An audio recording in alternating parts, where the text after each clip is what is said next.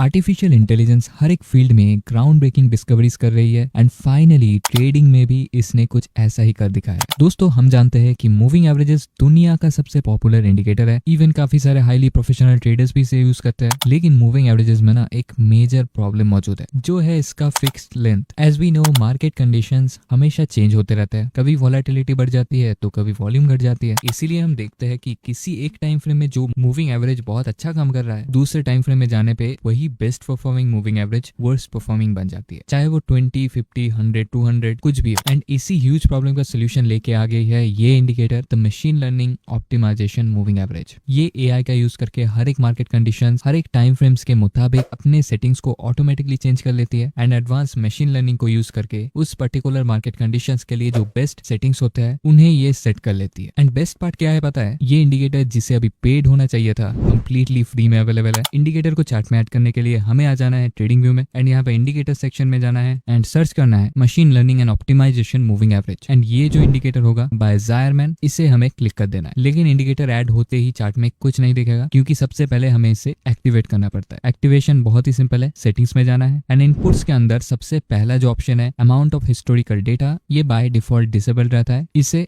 All data में set कर देना है। And as you can see chart में इंडिकेटर ऐड हो चुका है। लेकिन यहाँ पे 3 बहुत ही इंपॉर्टेंट सेटिंग्स है जो कि हमें करने हैं। सबसे पहले ऑप्टिमाइजेशन गोल, ये बाय डिफॉल्ट परफॉर्मेंस में सेट होता है। हमें 3 ऑप्शंस मिलते हैं, performance, win rate and combine. यहाँ पर इसको हमें कंबाइन में सिलेक्ट करना है। ये basically performance and win rate दोनों को कंबाइन करके काम करेगा। आप चाहे तो डिफरेंट सेटिंग भी ट्राई कर सकते हैं। नेक्स्ट उसके नीचे ही आपको देखने को मिलेगा एक्टिवेट मशीन लर्निंग। इससे अगर आप टिक नहीं करोगे तो इंडिकेटर एआई को यूज नहीं करेगा एंड नॉर्मल मूविंग एवरेजेस की तरह ही काम करेगा, तो इसे टिक कर देंगे। नेक्स्ट आपको यहाँ पे मूविंग एवरेज सिलेक्ट करने का ऑप्शन भी मिलता है। बाय डिफॉल्ट ये सिंपल मूविंग एवरेज को यूज कर रहा है, आप चाहे तो ये में को यूज कर सकते हैं। Weighted moving average, volume weighted moving average, hull moving average, हर टाइप के मूविंग एवरेज को आप यहाँ पे यूज कर सकते हैं। लेकिन फॉर दिस वीडियो इसे SMA में ही मैं रखूंगा। आप डेफिनेटली चाहे तो डिफरेंट मूविंग एवरेजेस को ट्राई आउट कर सकते हैं। अभी लास्ट जो मोस्ट इंपॉर्टेंट सेटिंग है वो है find best moving average combination. इसको अगर मैं टर्न ऑफ कर देता हूँ तो आप देख पाएंगे कि एक मूविंग एवरेज हट चुका है। सिंपल ये इंडिकेटर आपको 2 मूविंग एवरेज का ऑप्शन देता है। इस वीडियो के लिए हम दोनों ही मूविंग एवरेजेस को यूज करेंगे, क्योंकि इसका एक बहुत बड़ा रीजन है जो कि वीडियो में मैं आपको आगे बताऊंगा। एंड लास्टली सेम, अगर आपको मूविंग एवरेज का टाइप चेंज करना है तो यहाँ से आप कर सकते हैं। एंड आपको एक्स्ट्रा मूविंग एवरेज का लेंथ भी चेंज करने का ऑप्शन मिलता है। यहाँ पे बाय डिफॉल्ट 50 है, आप चाहे तो डिफरेंट लेंथ ट्राई आउट कर सकते हैं। ध्यान रखना ये सिर्फ एक मूविंग एवरेज का है, जो एआई मूविंग एवरेज है वो ऑटोमेटिकली अपना लेंथ चेंज करते रहता है। एंड यही पे सेटिंग्स हमारे कंप्लीट हो चुके हैं। एंड यहाँ टॉप राइट साइड में देख सकते हैं कि एक डैशबोर्ड भी हमें मिलता है, जहाँ पे एक फास्ट मूविंग एवरेज लेंथ जो कि हमने सेट किया था 50 का वो मिलता है, एंड जो स्लो मूविंग एवरेज लेंथ जो कि एआई हर एक कैंडल के साथ चेंज कर रहा है वो भी यहाँ पे आप देख सकते हैं। मेन क्वेश्चन ये है कि इसे यूज कैसे करना है, तो चलिए देख लेते हैं इसी एआई इंडिकेटर से बनी हुई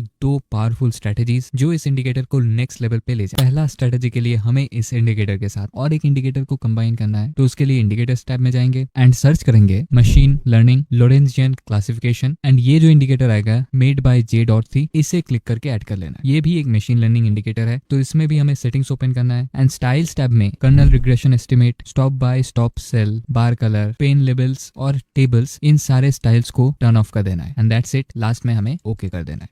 अभी एज वी कैन सी ये इंडिकेटर चार्ट में बुलिश एंड बेरिश सिग्नल्स को प्रिंट कर रहा है एंड यहीं पर बहुत सारे ट्रेडर्स एक गलती कर बैठते हैं। वो इन्हीं सिग्नल्स को देख के अपने एंट्रीज एंड एग्जिट्स एग्जीक्यूट कर देते हैं। सिर्फ इनको देख के कभी भी एंट्रीज एंड एग्जिट्स नहीं लेना है। रियल मार्केट में ट्रेड करने के लिए बहुत सारे फैक्टर्स होते हैं, इंक्लूडिंग प्रॉपर रिस्क मैनेजमेंट, एक proper setup and correct mindset या फिर साइकोलॉजी। ट्रेडिंग साइकोलॉजी तो बहुत ही इंपॉर्टेंट है एंड उसे अगर आपको एकदम डिटेल में सीखना है तो मैं मेरा एक फेवरेट बुक आपको रिकमेंड करना चाहूंगा, रिटन बाय मार्क डगलस। इसमें जिस लेवल का वैल्यू मिलता है वो मुझे किसी भी और ट्रेडिंग बुक में अभी तक नहीं मिला है। इसका लिंक मैं डिस्क्रिप्शन में दे दूंगा, आप चाहे तो चेकआउट कर सकते हैं। लेकिन क्वेश्चन आता है, अगर ये सिग्नल्स नहीं है तो क्या है? दोस्तों ये है confirmations. As I always teach in my videos कि हर एक स्ट्रेटेजी के लिए मल्टी कन्फर्मेशन होना बहुत जरूरी है। सबसे पहले तो ये स्ट्रेटेजी को आप समझ लीजिए। देखिए यहाँ पे 2 मूविंग एवरेजेस है, एक है ब्लू वाला और एक है ग्रीन वाला। जो मूविंग एवरेज प्राइस के ज्यादा क्लोज रहती है उसे बोला जाता है fast MA and exactly opposite जो प्राइस से दूर रहती है उसे slow moving average. And moving average का सबसे बड़ा यूज केस होता है ट्रेंड को एनालाइज करना। जब भी fast moving average slow moving average के नीचे चल रहा होता है तो उसे डाउन ट्रेंड माना जाता है, एंड जब भी fast moving average slow moving average के ऊपर चल रही होती है तो उसे एक अप ट्रेंड माना जाता है। तो अभी आप समझ चुके होंगे कि जब भी एक डाउन ट्रेंड चल रहा होगा तो लोरेंजियन क्लासिफिकेशन के वेरियस सिग्नल्स एक बेटर कंफर्मेशन हो सकते हैं, जैसा कि आप इस केस पे देख पा रहे होंगे। Slow moving average fast moving average के ऊपर है, हेंस एक डाउन ट्रेंड चल रहा है, एंड डाउन ट्रेंड के अंदर ये बेयरिश सिग्नल्स ज्यादा अच्छे काम कर रहे हैं। उसका ही ऑपोजिट आप देखिए, जो बुलिश सिग्नल्स है वो एकदम से फेल हो जा रहे हैं। एंड जस्ट इसके प्रीवियस हम बुलिश केस भी देख सकते हैं कि fast moving average slow moving average के ऊपर है, एंड यहाँ पे बुलिश सिग्नल बेटर काम कर रही है, एंड जो बेयरिश सिग्नल है वो फेल हो जा रही है। तो यहाँ पे एक बुलिश एग्जांपल देख लेते हैं। हम देख सकते हैं फास्ट मूविंग एवरेज स्लो के ऊपर चल रहा है। मार्केट स्ट्रक्चर को भी देखिए, price higher lows and higher highs का फॉर्मेशन बना रहा था। Along with that Lorentzian classification में एक रेड सिग्नल हमें देखने को मिला था, लेकिन उसके ही तुरंत बाद एक ग्रीन सिग्नल भी इसने प्लॉट कर दिया है। तो यहाँ पर इंडिकेटर का कंफर्मेशन आ रहा है बुलिश, क्योंकि एआई मूविंग एवरेज भी बुलिश है एंड लोरेंजियन भी कंफर्मेशन दे रहा है। लेकिन क्या किसी स्ट्रेटेजी को सिर्फ इंडिकेटर बेस्ड होना चाहिए? मेरे हिसाब से बिल्कुल नहीं। प्राइस एक्शन को हमेशा हमेशा देखना चाहिए। यहाँ पे सिंपल प्राइस एक्शन आपको क्या देख रहा है? सबसे पहले मार्केट स्ट्रक्चर को देखिए, यहाँ पर हाई बना था, then low, then another high, another low, उसके बाद फाइनली ये हाई बना एंड एक डाउन मूव हमको देखने को मिला। एंड ये डाउन मूव जो हमारा प्रीवियस लो था उससे भी टच कर चुका है। तो क्या ये प्राइस एक्शन वाइज बेयरिश है? होता अगर ये रेड कैंडल इस प्रीवियस लो पॉइंट के नीचे क्लोज हो जाता, क्योंकि तब जाके मार्केट स्ट्रक्चर कुछ ऐसा दिखता। इसे मार्केट स्ट्रक्चर फ्लिप बोला जाता। इसके बाद जनरली प्राइस एक्शन वाइज एक लोअर लो का फॉर्मेशन होता है एंड ट्रेंड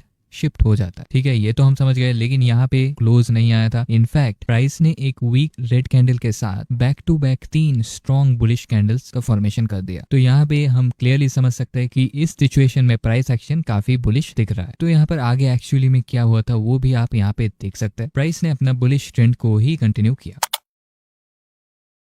अभी एग्जैक्टली ऑपोजिट एक बेरिश एग्जांपल को देख लेंगे, लेकिन ये काफी इंपॉर्टेंट एग्जांपल है क्योंकि यहाँ पे एक डिफरेंट अप्रोच स्ट्रेटेजी में यूज होता है। सबसे पहले हम मूविंग एवरेजेस को देख सकते हैं कि fast moving average slow moving average के नीचे चल रहा है। सेकेंडली लोरेंजियन क्लासिफिकेशन ने यहाँ पे एक रेड सिग्नल प्लॉट किया है। उसके पहले एक ग्रीन सिग्नल भी प्लॉट किया था जो कि बेरिश ट्रेंड होने की वजह से फेल हो गया। लेकिन अभी मोस्ट इंपॉर्टेंटली प्राइस एक्शन हमें क्या बता रहा है? दोस्तों ट्रेंड तो हम देख ही सकते हैं कि लोअर लोज का फॉर्मेशन है, यानी कि एक बेरिश ट्रेंड चल रहा है। एंड रिसेंटली प्राइस ने करेक्शन किया स्लो मूविंग एवरेज तक, लेकिन क्या ये एंड ऑफ द करेक्शन है? इसका कंफर्मेशन हम कैसे करें? तो यहाँ पे मैं यूज करता हूँ मेरा one of the most favourite tools Fibonacci को। प्रीवियस स्विंग हाई से करंट स्विंग लो तक जो भी पॉइंट है उन दोनों पॉइंट को कनेक्ट कर देंगे, एंड कनेक्ट करते ही हम देख सकते हैं फिबोनाची का एक बहुत ही इंपॉर्टेंट लेवल से जो कि है 0.618, यहाँ से कैंडल ने रिजेक्शन ली है। बाय द वे, अगर आपको फिबोनाची के बारे में कुछ नहीं पता है तो मैंने इसके बारे में 2 मास्टर क्लासेस भी बनाए हैं, जिसका लिंक मैं आपको डिस्क्रिप्शन में दे दूंगा। वो यूट्यूब मेंबरशिप के अंदर है, तो अगर आप चाहे तो आप चेकआउट कर सकते हैं। नाउ यहाँ पे फिबोनाची का भी कंफर्मेशन मिल गया है। अभी आगे यहाँ पे एक्चुअल में क्या हुआ था वो भी चलिए देख लेते हैं।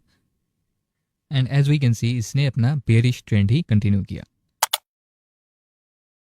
यहाँ पे दोस्तों फाइनली इस इंडिकेटर के एक इंपॉर्टेंट कॉन्सेप्ट के बारे में भी मैं बात करना चाहूंगा, जो कि है एआई क्रॉसओवर्स। ये बहुत ही सिंपल है। बेसिकली जब भी fast moving average slow moving average को क्रॉस करके नीचे चली जाती है तो उसे एक बेरिश क्रॉसओवर मानी जाती है, एंड जब भी fast moving average slow moving average को क्रॉस करके ऊपर चली जाती है तो उसे एक बुलिश क्रॉसओवर मानी जाती है। नाउ ये क्रॉसओवर्स बहुत ज्यादा फेल होता है, इसलिए इनके लिए मल्टी कन्फर्मेशंस की जरूरत होती है। एक क्रॉसओवर का जनरल मीनिंग यही होता है कि ट्रेंड शिफ्ट हो रहा है, या तो बेरिश से बुलिश हो रहा है या फिर बुलिश से बेरिश हो रहा है। तो इसे कंफर्म करने के लिए सबसे बेस्ट मेथड है प्राइस एक्शन को यूज करना। इस एग्जांपल को ही देख लेते हैं। यहाँ पे आप प्राइस एक्शन को देखिए, प्राइस आपको क्या बता रहा है? ये एक हाई है, ये एक लो है, ये एक हाई है, ये एक लो है, अगेन ये हाई है एंड ये और एक लो है, एंड फाइनली नेक्स्ट हाई कौन सा है? ये। मैं यहाँ पर कुछ पॉइंट्स को नहीं इंक्लूड कर रहा हूँ क्योंकि ये इंपॉर्टेंट नहीं है, मेनली आइडिया सेम है। अगर हम इन्हीं पॉइंट्स को कनेक्ट कर दे, हमें यहाँ पर क्या देखने को मिल रहा है? एक मार्केट स्ट्रक्चर फ्लिप, मतलब यहाँ पर ट्रेंड बेरिश से बुलिश हो रही है। कैसे? क्योंकि सिंपली अगर इस स्ट्रक्चर को यहाँ पे हम देखें